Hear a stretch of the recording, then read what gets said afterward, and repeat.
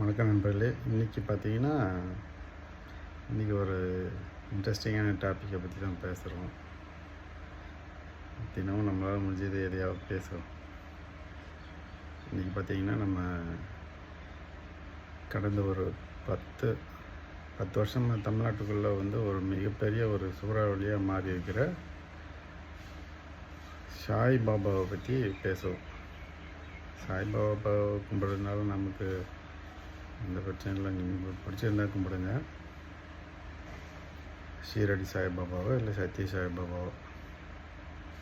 எனக்கு பர்சனலாக சத்ய சாய்பாபாவை பிடிக்கும், அதை நான் ஒத்துக்கிறேன். ஷீரடி சாய்பாபாவை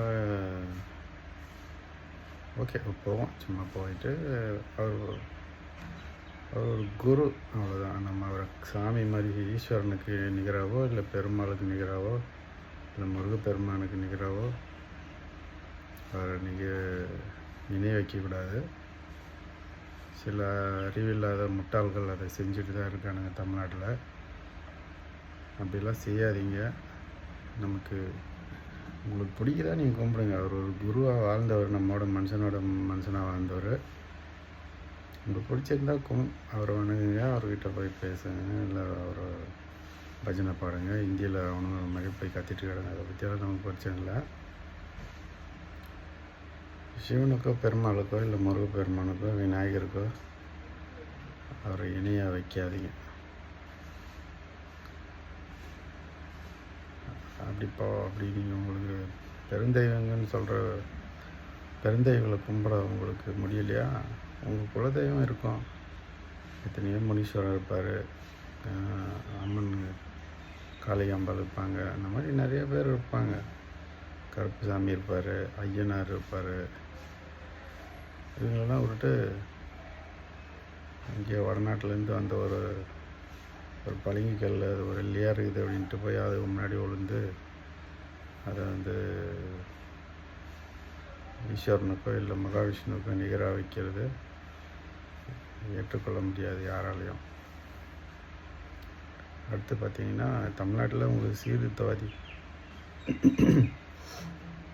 சீர்திருத்த சாமியாருங்கன்னு நிறைய பேர் வந்திருக்காங்க. ஆதி காலம் தொட்டு 1000 வருஷத்துக்கு முன்னாடியே நமக்கு ராமானுஜர் இருந்திருக்காரு. அதுக்கப்புறம் பார்த்திங்கன்னா,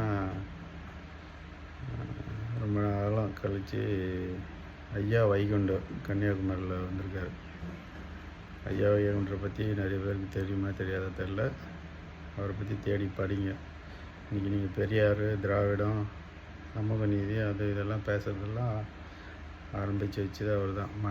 இந்திய நிலப்பரப்பிலே மன்னர்களை எதிர்த்து ஒரு போராட்டத்தை மக்களை ஒருங்கிணைச்சு, அனைத்து சாதி மக்களையும் ஒருங்கிணைச்சு சாதிய தீண்டாமை கொடுமைக்கு எதிராக போராடினவர் ஐயா வைகுண்டர். ஆக்சுவலாக அவர் பேர் பார்த்திங்கன்னா முடிசூடும் பெருமாள். முடிசூடும் பெருமாள்ன்றது பார்த்திங்கன்னா ஒரு பெருமாள்ன்ற பேர் பார்த்திங்கன்னா திருவனந்தபுரம் அரண்மனை மன்னர்கள் மட்டும்தான் வைக்கிற பேர். அதனால் அந்த காலத்தில் கடுமையான ஒரு ஒடுக்குமுறைக்கு இருந்த அந்த பகுதி வாழ்ந்த மக்கள் அவங்க முடிசூடும் பெருமாள்னு வச்சு தான் ஏற்றுக்காமல் அவரை முத்துக்குட்டின்னு பேரை மாற்றிட்டு போயிட்டாங்க.